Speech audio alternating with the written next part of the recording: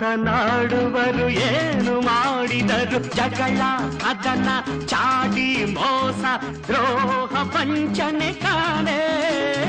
ಮಾತನಾಡುವರು ಏನು ಮಾಡಿದರು ಜಗಳ ಕದನ ಚಾಡಿ ಮೋಸ ದ್ರೋಹ ವಂಚನೆ ಕಾಣೆ